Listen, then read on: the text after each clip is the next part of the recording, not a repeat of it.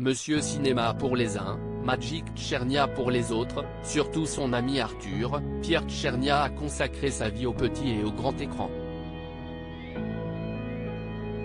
Ce 29 janvier marque son anniversaire, lui qui est né en 1928 à Paris et a fait grandir sa passion pour le 7e art dès son enfance, malgré la Seconde Guerre mondiale. S'il a connu des épreuves, il a consacré sa vie à transmettre à plusieurs générations la grandeur cinéma à la télévision. Les dernières années de sa vie sont toutefois marquées par une santé qui s'est inexorablement dégradée. Mais le principal intéressé n'a pas laissé les qu'un dira-t-on parler à sa place. Souffrant d'une mobilité réduite, s'est au calme dans une maison de retraite que Pierre Tchernia a passé ses vieux jours. Son ami le journaliste Yves Calvi avait donné de ses nouvelles dans les pages de VSD en 2015, quelques mois avant son décès le 8 octobre 2016. Je l'ai eu récemment, et aussi en février. Franchement, il va bien.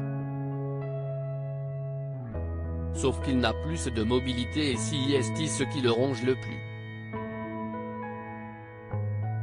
Tu te rends compte, s'il y a un copain au café du coin, je ne peux même pas aller le voir, m'a-t-il dit, racontait Yves Calvi, visiblement touché de savoir son ami diminué par l'âge, mais résolument optimiste.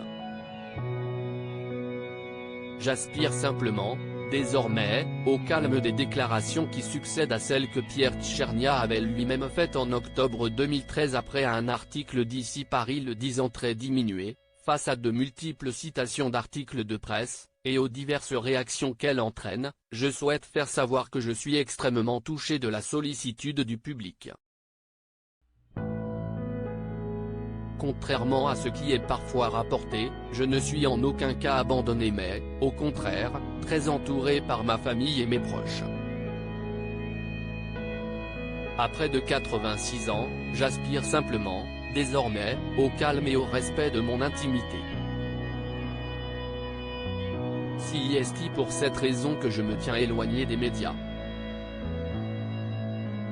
Pierre Tchernia avait également précisé sa situation auprès d'ici Paris directement un mois plus tard, tentant de se confier avec humour et sincérité, mes problèmes de hanche ne s'arrangent pas avec mes vieux jours. Ce qui m'oblige à utiliser une chaise d'infirme pour mes déplacements. Oui, il faut bien le dire, je suis infirme. Dépendant de son fauteuil roulant, il se disait seul, mais pas abandonné par sa famille qui l'a toujours soutenu. D'après nos informations, c'était l'abandon des gens du métier qui lui a fait le plus de peine.